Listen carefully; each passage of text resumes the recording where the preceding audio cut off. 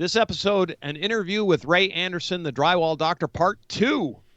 This is the second part of a great interview, folks. In this interview, we are going to cover outside corners, storing drywall, tools, and preventing rust, and drywall carriers, and when should drywall be replaced, and plaster. We had a whole long discussion about plaster and doing drywall repair, or plaster repairs and drywall repairs. Anyway, with that, this is part 2 of the interview. Welcome to the Handyman Pros Radio Show, home improvement and maintenance tips from the pros. Thanks for listening to another edition of the Handyman Pros Radio Show, where our goal is to help save you time, money, and aggravation on your home maintenance and repair. This edition is entitled An Interview with Ray Anderson, the Drywall Doctor, Part 2. To help me explain, my friend Johnny. We're really rolling here with Ray. I'll tell you that there's a lot of things coming out here. We'll recap this on our outgo, but we just had a great time with Ray, and I hope everybody enjoys the second part of this. Yep, and here it is. Yeah, just walk away. just what? Yeah, right? That's a huge tip just in and of itself. This is one thing, particularly we talk a lot about in the handyman world about scheduling, right? Mm-hmm. And I am one of the worst, but I know when I do a drywall job, I schedule 3 days.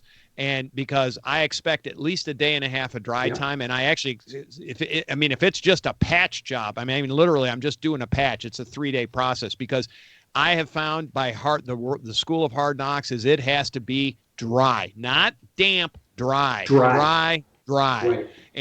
And that tip is huge, folks. When you try to rush it, all it does is actually make you slower. Don't do it. Just walk away. I love that. Now we know why it's on your shirt. Right. Yeah. So just to recap on that. So when you put the mud on first, you're putting the tape, you're embedding the tape in there, and then you're just going to coat one edge of that corner, right? Yes, and I'm not using the same mud that I used to tape with. Right. I'm not. If I'm taping by hand, I'm taping with all-purpose. If I'm topping by hand, I'm topping with USG +3. It's a lightweight all-purpose compound. I tape with a regular all-purpose compound. I top and finish with a lightweight all-purpose compound. It sands easier. It's got a better finish to it. It doesn't bubble as much. I don't have problems with the lightweight all-purpose compounds, but I will do it the same day. I will tape and coat the same day, but I will not skim it until it's, like I said, 100% dry. 100%.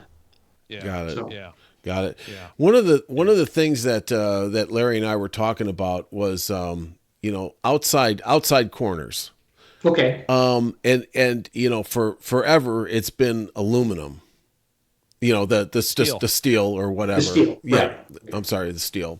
And what are you using these days? I use a product it's called Super Wide Tape On Corner Bead.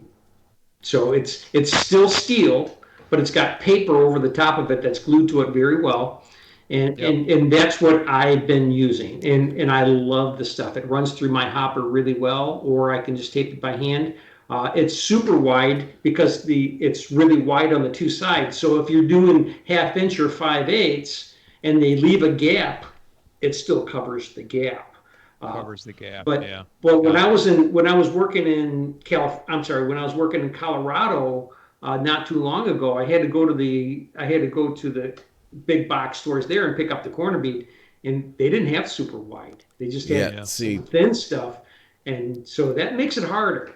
That makes it a lot harder because the drywall has to be hung very well if you're going to use that stuff. The drywall has to come, and you gotta scribe the one side of the drywall. You got to make sure that the drywall is hung really good on that corner. Listen, it's not.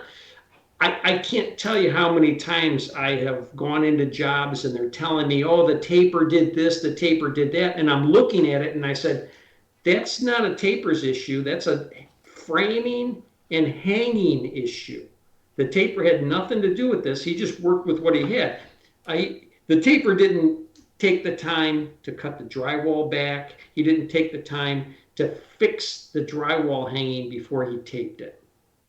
That he did not do. So then I would sit there and say, yeah, if that was the taper's responsibility, he didn't do that. But if he was just there to tape it and finish it, and that's all he got paid for, was not fixing the hanging, then it's the framing and hanging issue. Because if it's not framed right, if the studs are twisted and the drywall is not coming in very tight and you're using thin corner bead, just the regular thin tape on corner bead, and this is why I use the tape on corner bead, guys. Now, today, I use the metal corner bead forever, absolutely forever. And I've crimped it on, I've glued it on, I've nailed it on, I've screwed it on, I've done everything you could possibly think of with metal corner bead. Everything, right? And then they came out with the tape on corner bead. And I started using that. And since I've started using that, I never get a call back to go back and fix cracks on corner bead. Ever. That's the issue that I'm experiencing a lot. Yep. So when I use the metal corner bead, every house that I ever did, and I did a lot of homes, I would give them a year walkthrough, and 90% of the work that I'm doing a year later is fixing cracks on the metal corner bead, just a little crack on the edge. 90% of the time, that's what I'm doing. With the super wide tape on corner bead, I have no callbacks anymore.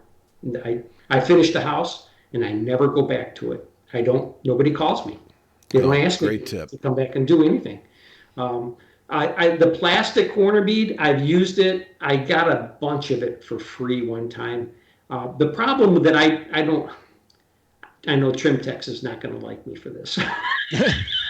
But the problem I have with the plastic corner bead is it's so easy to have a twist on you. Yeah. So it'll come up and then it'll twist. You have to be, and I spray glue mine. So I spray glue the corner, I spray glue the plastic, and it's like contact cement. When I put the two together, it's there. Yeah. I mean, it's permanent. You got to make sure when you're putting it on, you're putting it on just right. And so many times it's just tweaked. It's tweaked a little bit this way. It's tweaked a little bit that way. Most of the time I can float it in and I get away with it. But sometimes I got to rip it off and I take the face paper off because the face paper gets damaged because of the glue. And then I have to redo it. So with the super wide tape on corner bead, man, it goes on straight. I stick it up there. I roll it with my roller and it's done. It's once and done, and it's beautiful. We hate once and done. Yeah. That's a complete joke, right? I mean, once and done and no callbacks. Now you're really into the trifecta, right? So you get no callbacks either. No callbacks. That's a big thing. I know I'm big. I'm big on using the right products to actually get a better finished product. That's always I always justify it by, if I can save time and I get a better finished product and the cost is equal, that's a no-brainer. If the cost is slightly more, then we do the time analysis. If it saves me a lot of time, then it's a no-brainer. And if it gives a finished product always it's better, it becomes a no-brainer. It's just the way it is. So that's a fantastic tip. I was at a big box store once, and the guy was picking up a whole bunch of metal corner bead, and I happened to be standing right there. And I told him, I said, this tape on corner bead is much better than that. It's not going to crack out. It's going to hold up everything, and you don't have to nail it on. And he goes, well, I go, take it from me, guys. I go, I've done this for a long time. Please believe me. And I even have my own YouTube channel that explains it. And they said, yeah, but we're used to this. And they grabbed the metal corner bead anyway. I thought, at least I don't have that much competition around here. Exactly. That's hilarious. We talk about that all the time. Why do you do what you do? Because we've always done it that way. Yeah. And it's like, especially in products, right? I mean, I've learned this over the years. New products come out and they need to prove themselves to me usually. I mean, I'm not a first adopter, but I am an early adopter if it works. Yes. If I do a quick test and I'm a big tester, I'll take things and just, like I was telling you about using fiber fuse, and I'm painting paint and waterproofing on it, like I'm saying, gee, can I put this on the boat as a patch, kind of thing, all that kind of stuff. And I'm like, yeah, there's these things. It's proven itself to me. So I'm absolutely 100%, on with it now. And I haven't used the super wide corner tape, but now I'm definitely going to give it a try on your recommendation, because honestly, you sit there and you look at it and you go, well, it is, it's significantly more money comparative, I mean, it's not huge, but it's not going to break you, but it is more money. And I just have to have a good recommendation to make sure it's going to work. And somebody that's used it a lot understands the foibles, all the little things that go wrong with it. And, why not? Right. I mean, then you get to where it gets to be a no brainer, but I'm not going to go spend a ton of money to try something unless I know it works. So, and there's so many products out there, you actually answered my question on USG +3. I always wondered why, you look at the cans and it's not self-evident when you read it, right? You can sit there and read the packaging and it really doesn't tell you, well, you just explained that it's a lighter weight than the general purpose mud, but it's not as lightweight as lightweight finishing mud. So it's an in-between step between general purpose and lightweight finishing. Ultralight, yeah, basically. Yes. Ultralight, right? Yeah. And so that explains a lot to me. That gives me a different perspective on things that I wish they would make their packaging be clear, but it's not. It's just not, for probably a lot of different reasons. But you want to know something that's great about the super wide tape on corner bead is if you've got the old metal corner bead that's all cracked out, right? Yep. And you're gonna be redoing it anyway. You can put this stuff right on top of it. It covers those cracks. Gone, and you can just start mudding it up, and you can tape that stuff right on top of the old stuff and coat it in. It's immediately nice. Oh yeah, super nice. That's nice. I've done that before too, because I'm thinking if I repair this old corner bead, there's a good chance it's just going to crack out again. You know what I mean? That's what I've experienced. I put this stuff right over the top of it. Never have another callback.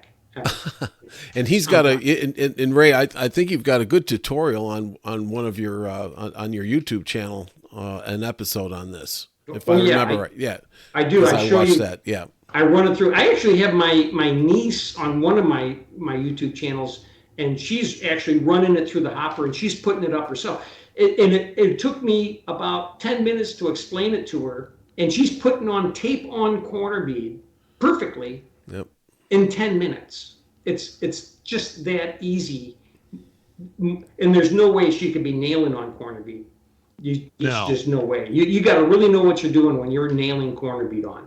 You really need to know what you're doing. Not anybody can do that. But she is. She's put it on tape on corner bead in 10 minutes after I explained it to her. Yeah, and I've had experience with crimp on, and that stuff. It seems like it pops off and.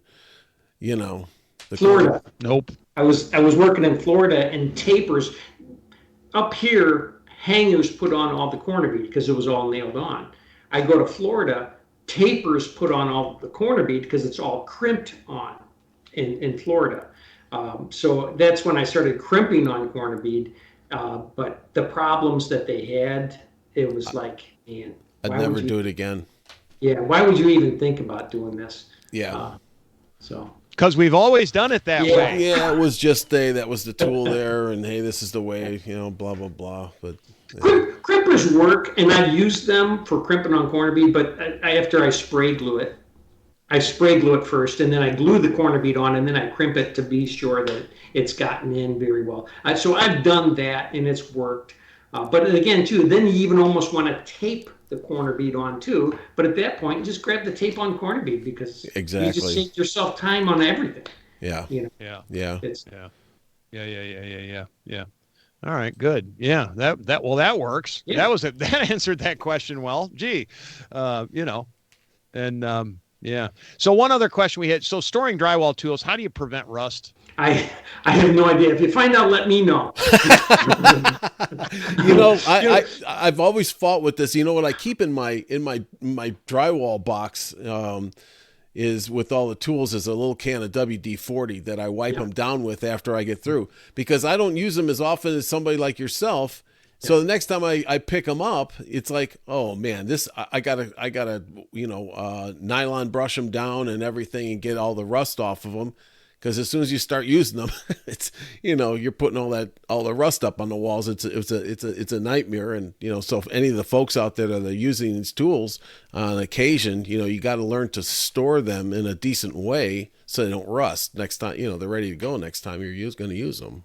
And that's exactly what I do. I will spray some WD on my knives and stuff if I'm not going to be using them the next day. Let's say I'm finishing up a job and I know I don't have another job coming up for another week, right? I'll make sure I hit my knives with some WD. A lot of guys are using the stainless steel knives and stuff. I don't like them. I like the blue steel knives. Always did. I used the stainless steel knife once. It was a 6-inch knife. And as a finisher, you get strong. Your hands become really strong. Holding a pan and holding the knife. I'd shake somebody's hand, and all of a sudden they're like, move, and they start squeezing my hand. I'm not squeezing their hand. I'm just shaking their hand, but they're thinking I'm crushing their hand because your hands start to get very strong. And I was using a stainless steel knife, and I flared the edge, and I brought the knife up, and the whole corner was bent, and it didn't go back. It just stayed bent. It was just like garbage. Yeah. Garbage. Yeah, there's no flex there. No flex. Yeah. Absolutely no flex whatsoever. And then because somebody said, "Oh, get the stainless steel. And they'd stay flared. They'd stay bent on me. Yeah, it's no good. No, it's no good. Now, maybe I'm pushing too hard on the wall or something. I don't know. But that's a good tip. I can see why they went they tried that out so they don't rust. But that's. But the other thing, what I do a lot of times is if it's even the next day, I've got a little bit of rust on my knives. I just dip them in water and I take my other knife and I scrape it. Scrape them, yeah. And then I just dip it again and rinse it off and it's fine. I'm going to have problems right now because the inside of my garage is like 50 degrees. And it's a heated garage. Don't get me wrong. It's a heated garage, and it's like 50 degrees, but outside it's almost 70. And so as soon as I open my garage door, all of this humid air and warm air is going to come in and condensate on all the cold steel in my garage, and it's going to rust out everything that's inside my garage. So I have to actually, as soon as I hang up here, I actually have to go out into my garage and turn the heat up to about 70 and warm it up on the inside of my garage so that doesn't happen. And it happens every time this time of year. When it gets warmer outside than it is in my garage, everything in my garage rusts. Johnny, don't you miss living in Chicago? Yeah, you don't want to fog out your garage with a WD. In a spray rig, right? Yeah. Wife's car. Yeah, then the car doesn't rust. So there you go, right?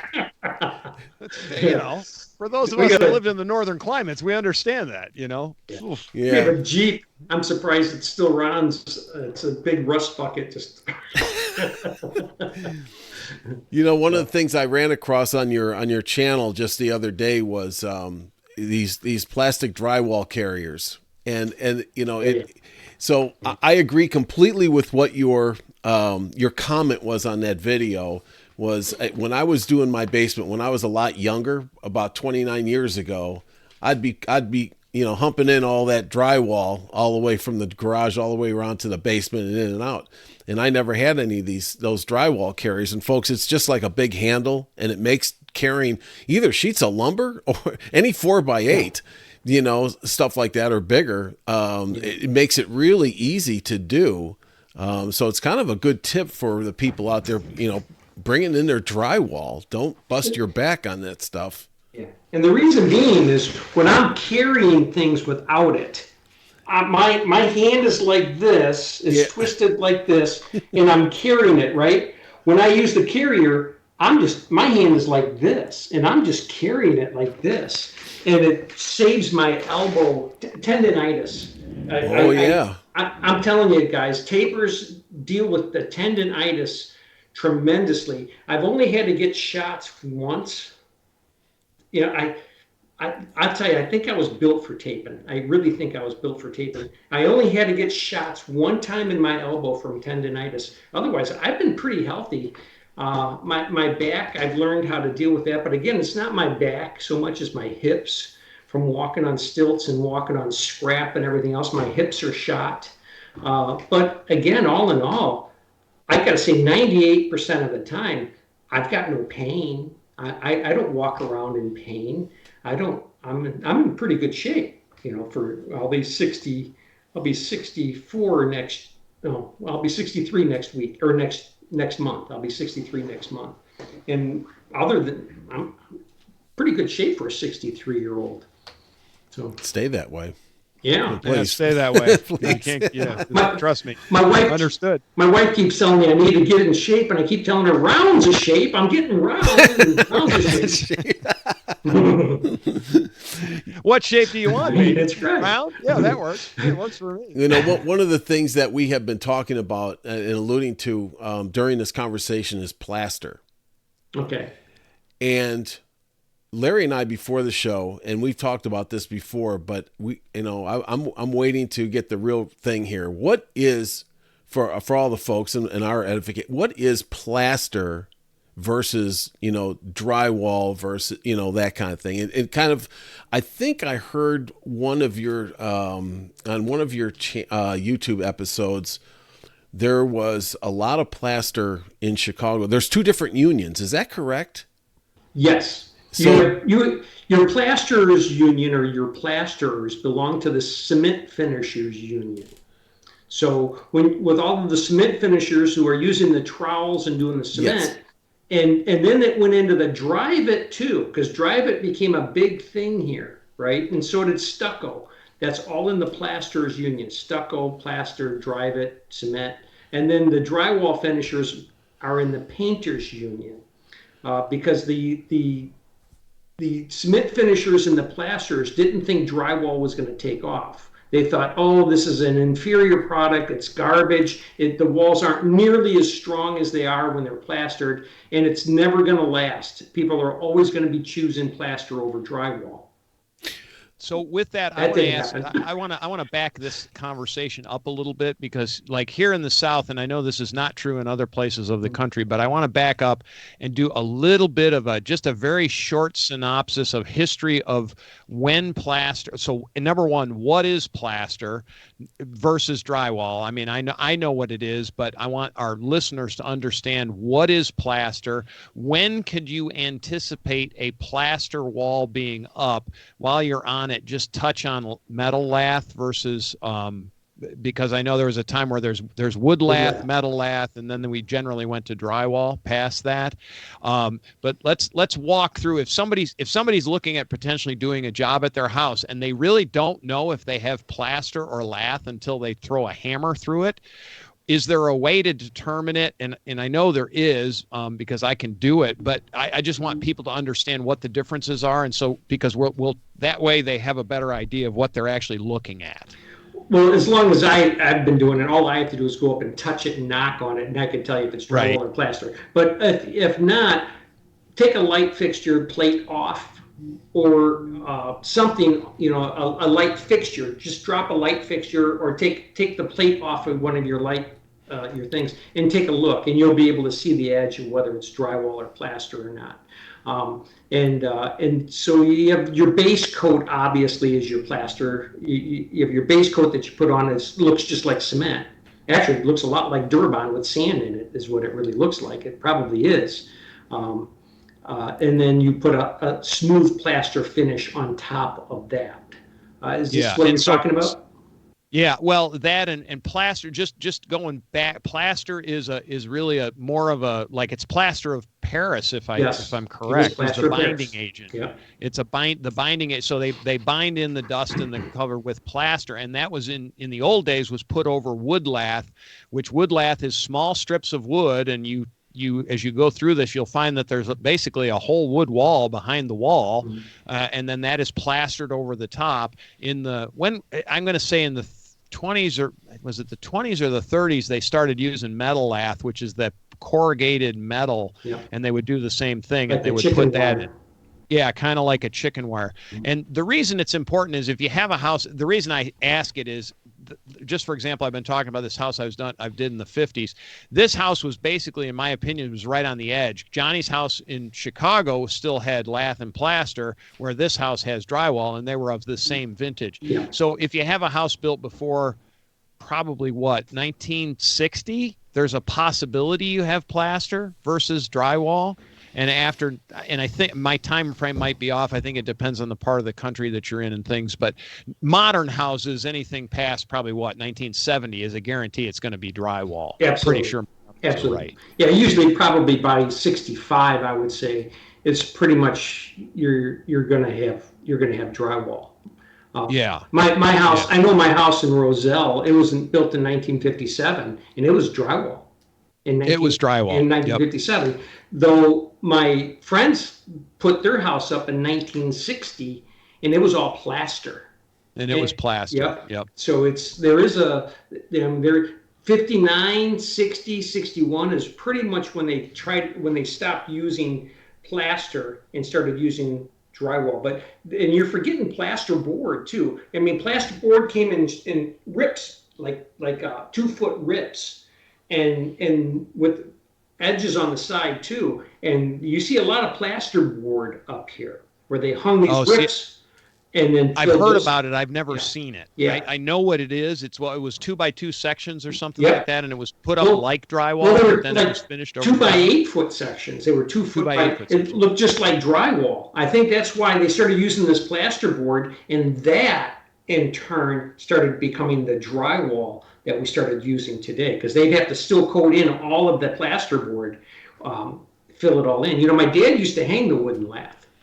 He was a carpenter. Okay. He was an old-time carpenter. He had a spacer that he had to put in between because the plaster, the base coat went in and hooked onto the wooden lath, and that's what held it up. It didn't glue it to the wood. Right. It went in between the wooden lath. Squeezed in behind it. Yeah. And it hooked up on there, and then you could put your plaster on top of that. But right. I did a house in Barrington. And I had to hire plasterers because drywall didn't do what they wanted in this house. So I actually had to hire plasterers. What would that be? What drywall would do? Well, I had the walls came up like this, and then they curved like this, right? And then this one came up and it curved. Well, to try to get all of that in there and get those curves right. And then I had windows in there that had these arches above them too. So I had drywall, it was going in 3 different directions at the same time. And drywall will go in one direction, and then you can break it and go in the other direction, but you won't go in 3 directions, but plaster will. They can use use metal up there, they can bend it however they want, and then they just start coating it in. And then I had a ceiling, it was like you took a ball and you just shoved it into the ceiling. It was round, all round in all directions. And again, too, you're trying to go this way, you're trying to go this way, you're trying to go in 2 and 3 different directions. And these guys plastered all of this in. It was just absolutely beautiful. But all he did was he hung 1/4-inch drywall. He just put pieces of 1/4-inch drywall up there and did the best he could and get it close. And then he just started coating it all in and plastering it all in. The guy was absolutely incredible at what he did. So it's still being done. It's just not being done as much as it used to. And today, with a lot of the high flex drywalls and stuff that you have, and I can buy sheets of fiber fused now, big rolls of it. And I could put all of that in there, and I could mud all of that in there. Today I could do it with the products that they have today, but back then they didn't have the products to do something like that. So I actually had to hire plasterers to do that. Yeah. Wow. So so drywall is basically it's gypsum that's put between 2 pieces of paper and compressed, and that's what drywall is, just so people understand the difference. Plaster is a product that you mix up. It's like drywall model. It's actually concrete. It's really more a concrete product than it is a wall board. But and then you put it up and you lather it up. It's important if you have plaster to understand that it does get old and crack, and it'll come off in chunks. If you've ever been in an old house and seen that's what's happening. There's nothing that binds it together except for, well, I don't know in the later stuff, but in the 1800s they used horsehair. They literally mixed horsehair in with the plaster, and it bound out much like fiberglass does today, except it was horsehair, aka it's called horsehair plaster. Did they do that in the 30s? I don't know. Yes, anyway. And believe it or not, that's what you find in Glen Ellen. A lot of these houses are horsehair plaster. Some of the worst stuff that you could buy. You start doing siding or something on the outside of the house, and big chunks of plaster will fall off on the inside. Yeah. Yep.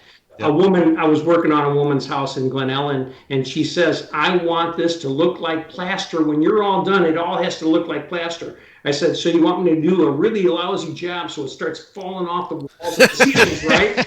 and she was not happy. She loved me when I was done, but she was not happy with that comment. So, she had no sense of humor. That's all. She had no sense of humor. No sense of humor. Well, and again, but I just want to explain that. So if you're, because a lot of people, particularly here in Atlanta, we don't have a lot of plaster here. Now, I know when I grew up in Western New York, outside Rochester, New York, and it was everywhere there because a lot of homes were built, pre-1950. And in all the older homes, that's what you have. Because the drywall basically didn't exist. But I just want people to understand that we're trying to present both sides. In modern terms, this is where we're going to get into, we've already talked about it a little bit, but where you match plaster and drywall and some of the challenges in doing that. And so we have already talked about that, but we want to expand on that. And in doing, plaster versus drywall repair, how do you repair plaster versus drywall, and are there differences in products and that kind of thing? I am not a plaster, and I will never claim to be a plaster. I have never used plaster. I've always removed the plaster. I had a plaster wall and had this huge bow, enormous bow in it. I actually have this on my YouTube channel, and I cut out this big chunk of plaster, enormous, big, thick piece of plaster. I mean, it was thick too. And I padded it all out, put drywall in there, and then patched it all up. And to this day, I mean, I did it. I told you I'm going to Vail, Colorado, and this is in those homeowners' houses that are here in Wheaton who own this condo in Vail, Colorado, and they want us to go to Vail and do all of the remodeling in their condo in Vail because they trust us. They really know we're going to go out there, we're going to do the job, we're going to do it right, and they don't want to question whether the builder that they've hired out there is going to do a good job. They don't want to question that because they're spending a lot of money on this condo, and it's a rental property for them, and they make a lot of money on this thing. They make well over $100,000 a year in rent just for the time that they have snow in Vail, Colorado. I need help, by the way, guys out there. So if you're out in Vail, get a hold of me through my YouTube channel. I need some help. But because that's coming up soon. It's coming up next month. But yes, I am not a plasterer. I am a drywall finisher, but I have finished to plaster many, many times. I have butted up to plaster and finished it, and you can't tell. There's no difference. I'm sorry. So give the tips. Say somebody wants to, they're doing just that. So what do? You put drywall up next to it, but what products, how do you join it? What I do is, first of all, I want to try to make sure my drywall is very flush with the plaster that's there. And plaster can be this thick at one point and this thick at another point. So you want to make sure that your drywall is very flush with the plaster that you have. The next thing I will do is I took spray glue. This is what I did because I had a big patch, and I spray glued all the way around the plaster, and I spray glued the drywall and everything else. And because this was a big hole, I had a sheet, this big long sheet. It was 4 foot wide, actually. It's 4 foot. And it's the fiberglass mesh that they use to do drive-it on the outside of houses. And I took sheets of that, and I pushed it all into the spray glue, and I got it all covered with the sheets of that fiberglass mesh. And made sure I overlapped it, made sure it was all done. Then I coated it with Durabond. Not lightweight, not anything other than Durabond. And I put a nice coat of Durabond on top of that. Once I have that all set, now I can switch to any product I want. If I want a harder product, I can switch to I really like a product that's called USG. I'm sorry, it's called Cover Coat. USG makes it. It's called Cover Coat. Cover Coat is specifically designed to coat cement. So if you've got cement walls that you want to make finished smooth, you can purchase this stuff called Cover Coat, and you can just start troweling it on, just like plaster, and you can just coat the walls out. The difference with the drywall products and the plaster products is after you get it all nice and smooth in plaster, it has to cure for about a month before you can paint it. And trust me, you want it to cure, because I've seen guys paint it in less than a month and the paint won't stick. You can just scrape it right off the walls. So with drywall, as soon as it's dry, you can prime it and paint it as soon as it's dry.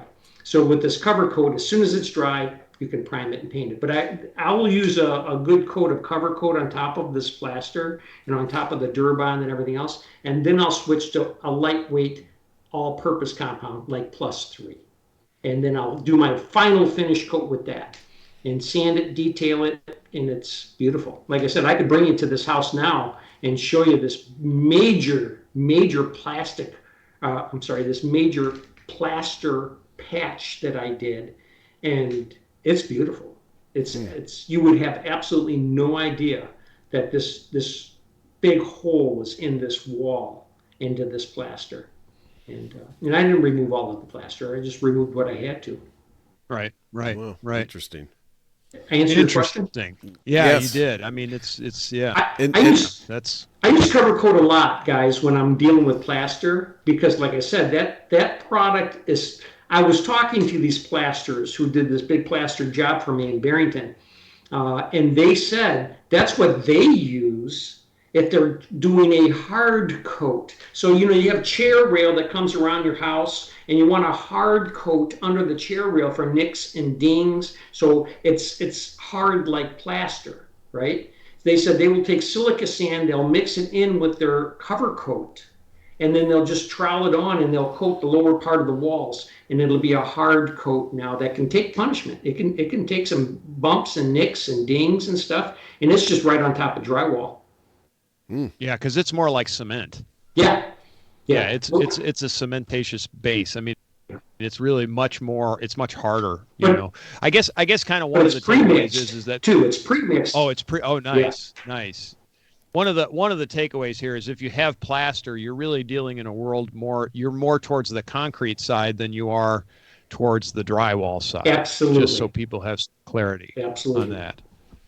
Because it's different chemistry. It has chemistry. And even to your 1 month cure time, folks, if you don't know it, concrete needs to cure for 28 days before it's fully dry. So it's very, very similar when you look at it that way. And yeah, that's fascinating. That's really fascinating. It's not something I don't run into it very often. Every once in a blue moon. Used to run into it all the time because of where I lived and the repairs I was doing on the home, on my own personal home and things like that. And I had another house that was built in 1910 and it was all, lath and plaster and so forth and so on. But yeah, interesting stuff. If you for a large percentage of the country, there's a lot of older homes that have lath and plaster. So need to touch on it. Johnny? Well, this has been a world of knowledge here on drywall and plaster and the whole bit. I've really enjoyed it. I don't have any other questions at this. I'd love to have you back sometime, Ray. This is really enjoyable. I always love talking to you and love your videos. Hope everybody gets a chance to get out to YouTube. I did see that video of you fixing that plaster wall. Or that big hump that you were describing, and it's really interesting. And you know what? Now I'm going to go back and watch it again because I know a little bit more, and I'm going to get more out of it. So it's fantastic. So it's the Drywall Doctor on YouTube, right? That's how the best way people can get a hold of you or get. Any other way you want people to get a hold of you? They'll find my email address there. I'll tell you, I do answer my email address. Emails too. A lot of people, I get a lot of emails from people. I've done a lot of jobs around here because they've contacted me through my email and said they had work, and I happen to be needing some, so I've done it. You know, the one thing that I've been running into a lot around here, and actually having to put in a lot, is because everybody wants the open concept today. They don't want walls. They want everything wide open. They just want all the rooms to continue to flow as control joints. Oh my gosh, have I been putting in the control joints in the last couple of years or so. So that's something that you need to talk about too some days, is control joints. When we have you back, I'd love to get. There's our first topic, Yep, Johnny. I'd love to get back into. I'd love to get into the. I actually was going to ask that question on this episode. I'm glad I didn't, because we can. You know, I've got a lot of questions about that. And every time I see you put them in, I understand why. But I just like to hear the experience of you know, when you put them in and why you do it and all that kind of stuff and the explanations behind that. So. I've had 2 customers come back to me and they told me, you know what, I've always had these cracks. They just kept appearing. She goes, after you put in those control joints, Ray, nothing. None of them came back. The cracks that normally came back don't anymore. So yeah, that's something that I have not seen down here. I don't know, because maybe the rooms are smaller and not so elongated. At least the homes that I've been in. Well, you need 24 to 30 feet. If it's over 30 feet, you're probably going to spot a crack someplace in that ceiling or wall or something. If it's over 30 feet long. Yep. Well, perfect. Well, that's for the next show. All right. That's for the next show. All right, Ray. We appreciate you being here, man. I enjoyed it. I have a whole list of things I have to go do. Boy, wow. Me too. Yes, we want to respect your time, and so thank you so much, Ray, for joining us. This was just fantastic. Like I said, it's always great to have you on, and always great to reconnect with you. Well, you guys have a great day, and thanks for having me. So, you bet. Well, let me know when it's going to air, and I'll do a YouTube channel and promote you guys so they can find me and find you. All right. Perfect. All right. You thanks. have a great day. All right. Thank you. Bye. Bye. All right. Well, we want to thank Ray for being on the show. Johnny, what are the key takeaways to this Drywall Doctor interview? Well, I got to say that number one, I want to thank Ray for spending this amount of time with us. It was great to talk to him again. He is, folks, when we talk to him off air, he is a hoot. He is a great guy. He's really fun to talk to. I hope everybody can take advantage of him on his YouTube channel at the Drywall Doctor. But he is my takeaway is this. It always is with Ray, is that he's just a fountain of knowledge on this stuff. He's a very good instructor for this type of work. When you watch him, he just does a great job of teaching you how to do it right. And I think that's the other takeaway I got from this was saving the time. Well, it's just like our tagline: time, money, and especially aggravation. If you've ever done drywall work and you just start off and you don't really get the hang of it, and you don't know what you're doing, it can be very aggravating and it can take a lot of time. But when you watch and you learn from people like Ray, it really does streamline that whole thing and makes it much more beneficial for the whole thing, and the outcome is just so professional. So I mean, just everything we talked about, from the products to the the tools and everything. I'm gonna have to go back and listen to this whole interview again. I mean, it was that good. I think so. Well, I'll tell you, pretty much I have one takeaway from that whole thing, and that is that he is called the Drywall Doctor, folks. That is PhD, right? He is the doctor of drywall. I mean, he's the guy, right? If you want to learn this stuff, go out and it's out there. He's got series and I mean, I don't care what, it's pretty much everything that you need to know. He's just got so much experience. And to John's point, he's a great instructor. He really makes it simple, for guys that don't do it all the time. So he's the guy, I mean, and he's so likable and funny. He's funny. He fits in with us. If you only heard the intro and the outgo, or, when we did the intro parts, because we spend a fair amount of time always talking to people beforehand, but we were just cracking up. I mean, there's just, trading stories, blah, blah, blah. It's the whole, the green room. It's the green room here at the Handyman Pros Radio Show. Yeah. So anyway, anything else, Johnny? Oh my God! I mean, if you've got drywall to do, and plaster too. We got into a bit of the plaster stuff, and for those of you with older homes, I've worked on a lot of plaster over the years. I don't see it much anymore because it just doesn't exist so much in the greater Atlanta area. It does, but it's only in certain portions of town. But I used to say, living up north, it was pretty much every home had plaster in it because all the homes were old, or at least the ones I lived in and worked on were all old. So anyway, be that as it may, there's some great tips on plaster as well. So yeah, it's fantastic. So take advantage of what Ray is offering. Let's put it that way. If you're into doing drywall, you're doing a reno in your house, all that kind of stuff. The guy is just like I said earlier, he's just a fountain of knowledge on this stuff. Great guy. So Johnny, you told me the last time that they abducted you on the spaceship, you were looking over the one of the alien's shoulders, and there he had YouTube up, and he was working with the Drywall Doctor. Yeah. Do you believe it? I think I might have been plastered. Oh, jeez. Okay. Wow. All right, we're out. That's awesome. All right, folks. If you enjoy this craziness called the Handyman Pros Radio Show, man, that was a good one, Johnny. I like it.